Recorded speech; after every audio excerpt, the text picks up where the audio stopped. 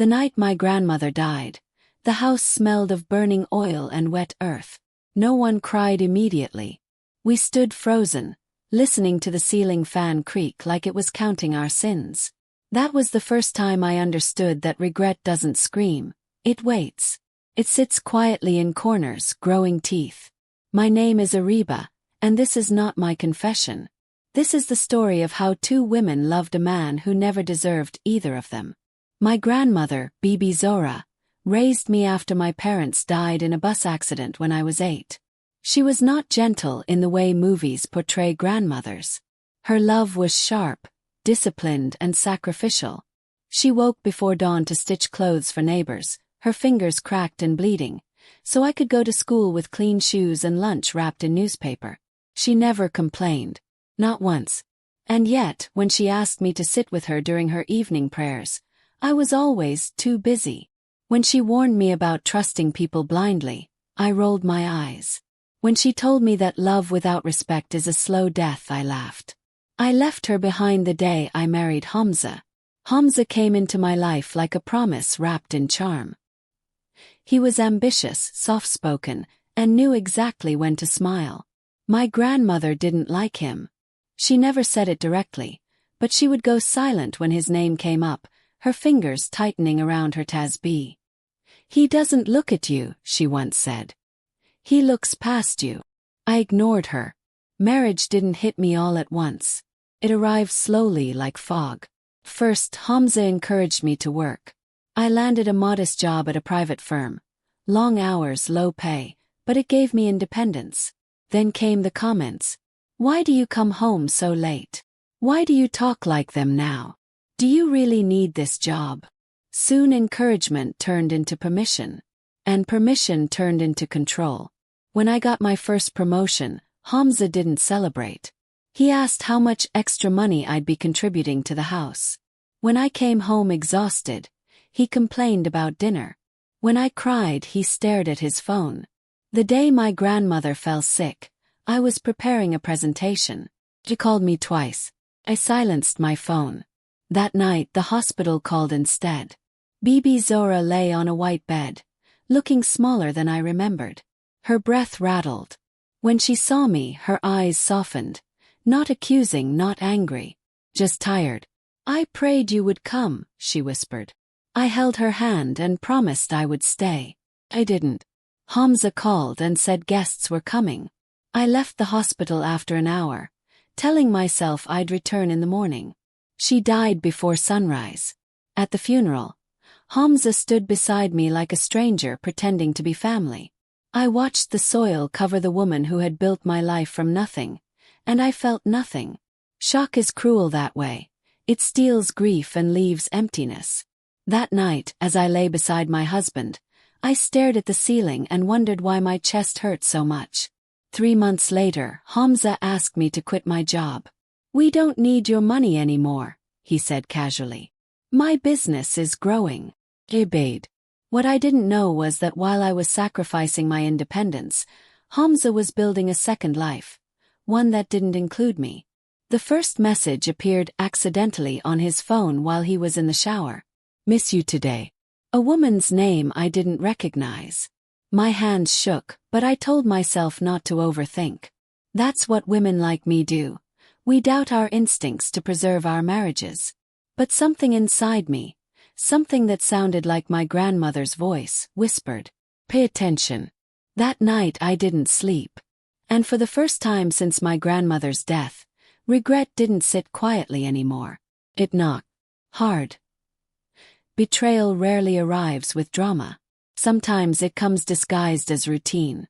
Hamza's phone started facing down. His late meetings multiplied. His temper sharpened. And his touch, once absent, became forced, mechanical, like duty.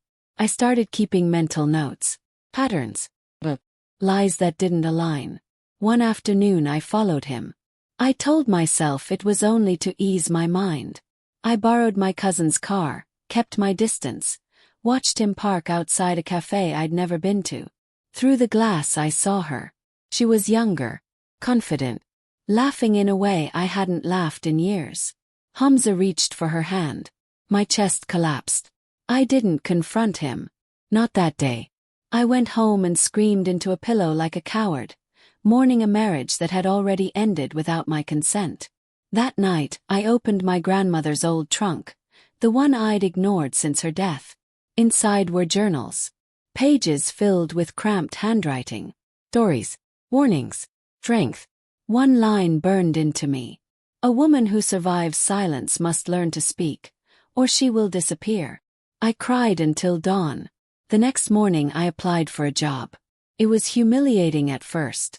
Interviews where men looked at me like a gap in my resume defined my worth. Rejections stacked up. Hamza mocked me. "Who will hire you now?" he said. "You should be grateful I take care of you." But I kept going. 3 months later I got hired at a struggling startup. Low salary, long hours. But I felt alive again. I hid the job from Hamza. Yes, hid it. Because sometimes survival requires secrecy. Then came the slap. It happened over something small, burnt food. His hand moved before his words. The room went silent afterward. He looked shocked. I looked broken. "I'm sorry," he said later. "You made me angry." That night I packed a bag. Not to leave. To prepare. I started saving money quietly. I documented everything. Messages, bruises, lies. I reconnected with people Hamza had isolated me from. I learned my legal rights. And then came the truth, worse than I imagined. The woman from the cafe wasn't just an affair. She was his business partner, his future wife. He planned to divorce me once her family approved. I found out the same day he transferred our shared property into his name. I didn't scream. I didn't beg. Smiled. Because something inside me finally snapped into clarity. The next week, Hamza was summoned to court. Fraud. Emotional abuse. Asset manipulation. The evidence was undeniable.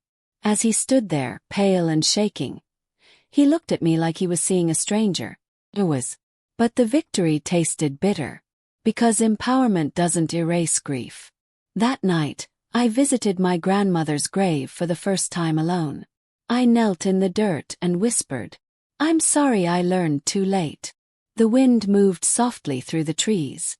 And for the first time I felt forgiven. But forgiveness doesn't end stories. Sometimes it begins them.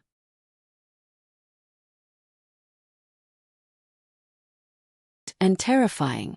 After the divorce, I moved into a small apartment. No furniture. No luxury. Just space. For the first time, no one told me how to breathe. I cried for weeks. Not for Hamza. For the years I lost. For the grandmother I ignored. For the woman I abandoned to survive a marriage. Kept working. I grew stronger. Promotions followed. Confidence returned. One evening, while organizing old files, I found a document my grandmother had left, a small savings account in my name. She had been preparing for my future even after death. Broke down. That money became my foundation. I opened a women's support center. Quietly at first. Place for women like me. Like her. Sometimes at night, I still hear Hamza's voice in my head. Doubt doesn't disappear. It fades with repetition of courage. I stand in front of mirrors now and speak aloud. I did not fail them. I learned from them. My grandmother taught me endurance. My marriage taught me boundaries. My pain taught me power. And if there's one truth I've learned, it's this. The greatest revenge is becoming the woman they tried to silence. The fan hums above me, steady and calm. This time it isn't counting my sins. It's marking my survival.